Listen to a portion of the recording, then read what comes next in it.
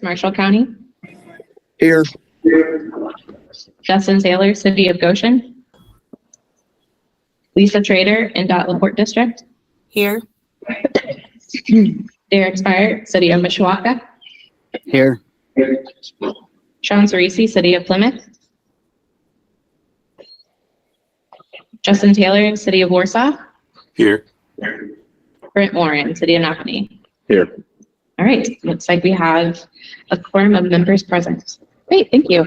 Hopefully everybody had the opportunity to review the minutes from our October meeting. If there aren't any questions, comments, or corrections, I would entertain a motion to approve those. Second. All those in favor? Aye. Any opposed? All right, the minutes for October are approved, and we will move on to the secretary's report with Caitlin. Yes, in your packets, you'll find the October 23 modifications. These are smaller changes to our transportation improvement program that we have been given the authority to make kind of in between meetings. If you have any questions, please let us know. Thank you. Do we have any old business? No. All right, then we will continue with new business. Great. We'll be taking the transportation resolution 34-13. Our first project is locally initiated. It is adding countywide bridge inspection inventory program project for fiscal year 2024 to 2027 in St. Joseph County. Our next project is NDOT initiated, and it's along State Road 10 at Deer Creek, west of State Road 331, and that is just increasing the federal funding for the construction phase. And our last transportation resolution is also NDOT initiated, and it is adding the right-of-way phase for State Road 120 west of State Road 15 in Bristol.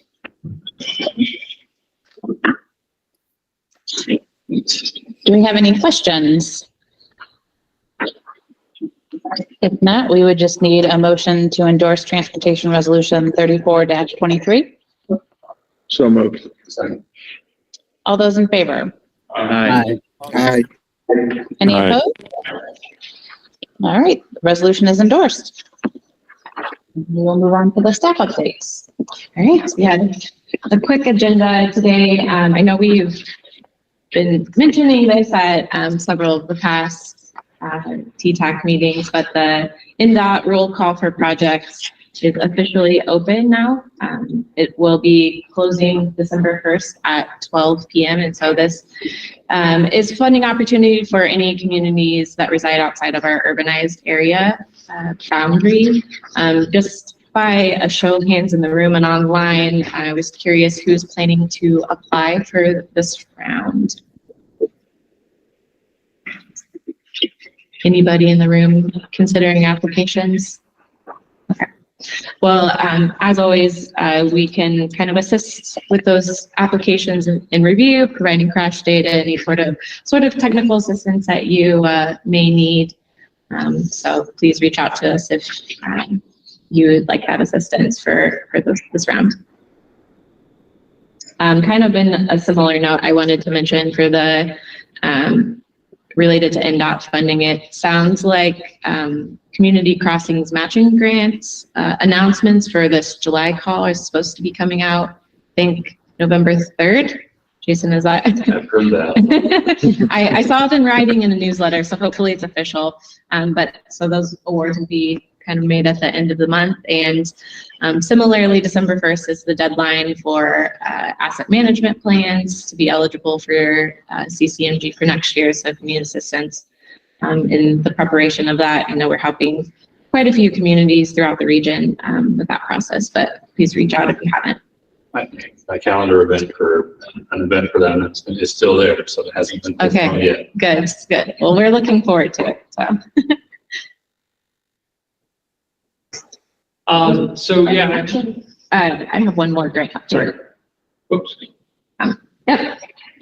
Sorry. And then just to make you aware, there's a new program that the state is currently working through. It's called the Climate Pollution Reduction Grant Program.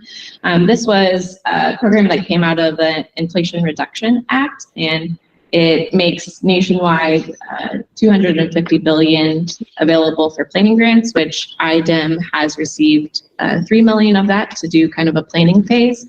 And then it will also have $4.6 billion for implementation grants, and this is largely for projects that are intended to reduce greenhouse gas emissions and other kind of harmful air pollution. So IDEM is currently going through community as well as stakeholder engagement as part of that planning process.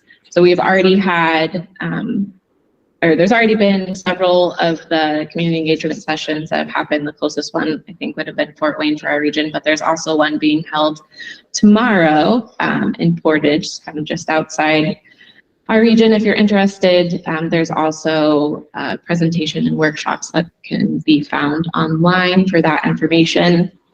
I have a little bit of a timeline that the priority climate action plan is going to be due to EPA on March 1st of 24. So there's a few months left in that planning process. And then starting kind of late summer or midsummer, they'll be doing a round of implementation grants. So if you're interested in kind of finding out more about that program, I'm probably not the expert, but Dustin or Leah. Dustin, I didn't know if you had anything else to fill in. Probably just attending. You can attend the public engagement sessions virtually. It's worth watching. At least get an overview of what is going on, what they're intending to do.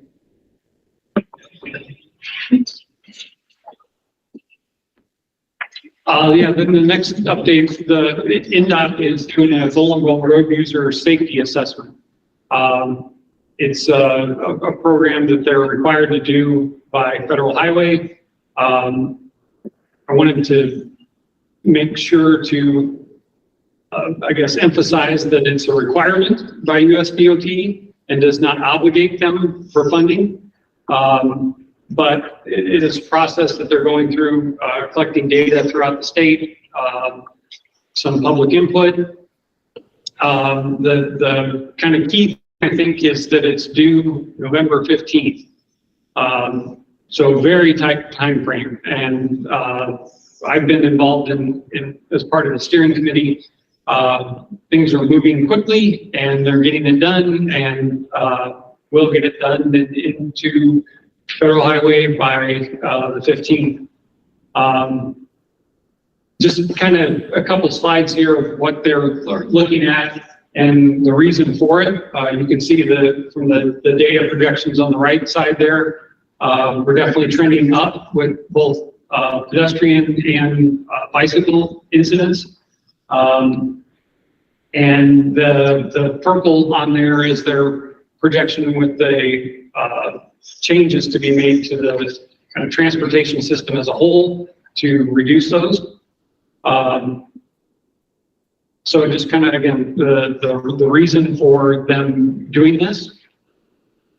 And then also just wanted to kind of reemphasize, I think we've said it before, that our dashboards through MACOG, we have been tracking and cleaning the data for the vulnerable road users in our area. So if you want kind of up-to-date, most accurate information, feel free to go to our webpage, and you can see exactly what's going on in our area. Yeah, just a quick highlight. So I know we presented that we have a fatalities and serious injuries crash dashboard that includes all users. So this particular dashboard also includes other types of injuries or non-injury crashes, but just for kind of the vulnerable user road category. So. Just the assessment, I'm just kind of looking through my notes here real quick. So it is a statewide assessment. So it may not get into the nitty gritty of exactly individual crashes. They have also developed kind of a weighted system. So crashes in urban areas, for instance, may not be as heavily weighted as rural crashes. It's relatively involved in how they come up with the actual assessment for different areas, but ultimately the intention is to identify locations, whether it be intersections or roadways, that obviously have a problem based on the data, types of crashes, and then just kind of some preliminary, say a little more than suggestions of what could be done to address those statewide, not individual projects. The idea is that the kind of next step will then be to start looking at individual projects in more detail. These are all streets, not just NDOT controlled streets. Correct. Yes, all streets.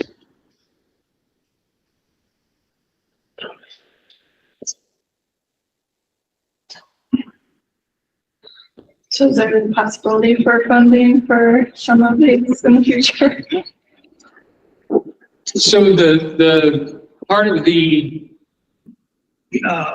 process, if you will, I guess, is that there's a certain threshold. I believe it's 15% of your fatalities if they are pedestrian or bicycle vulnerable road users. Then that requires NDOT to kind of shift some of their funding toward that more than has been in the past. And I think kind of the general consensus is that I don't think they've been given the final, correct me if I'm wrong, haven't been given the final word that you've reached that, Indiana, you've reached that threshold. But you can kind of see from the trending data that we're there. And if the projections continue, we're going to easily be there. So it's kind of, we know it's coming. So start to prepare for what's going to have to happen. And I will say that while I don't know if there's necessarily more funding, some different project types are becoming eligible for safety funding. So much like the city's Safe Routes to School project, so improving sidewalk conditions are now eligible for the HSIP funding, which does have a higher kind of participatory federal participation for those projects. And so in that light, that could be beneficial.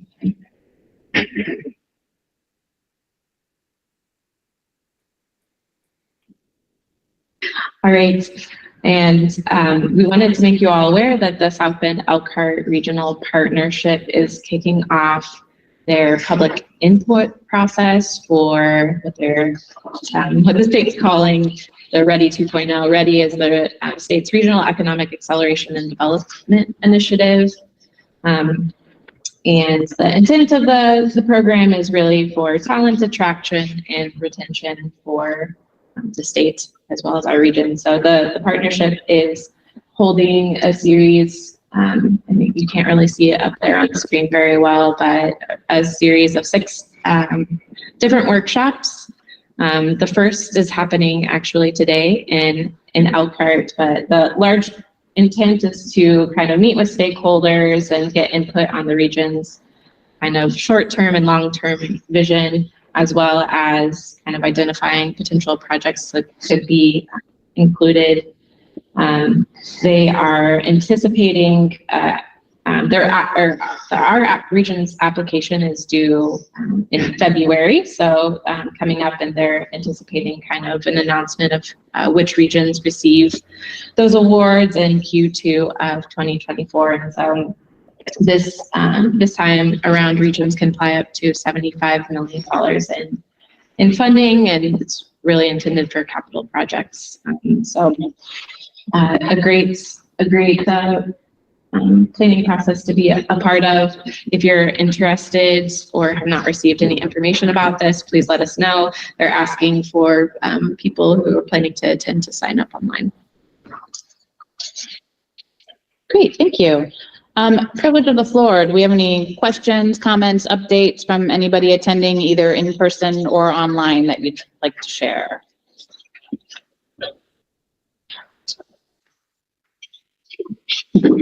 Hearing none, we can move on. Are there any public comments? I have seen them. All right. That is it for the agenda. Anybody have anything else that they would like to add before we adjourn? If not, we just need a motion to adjourn. So moved.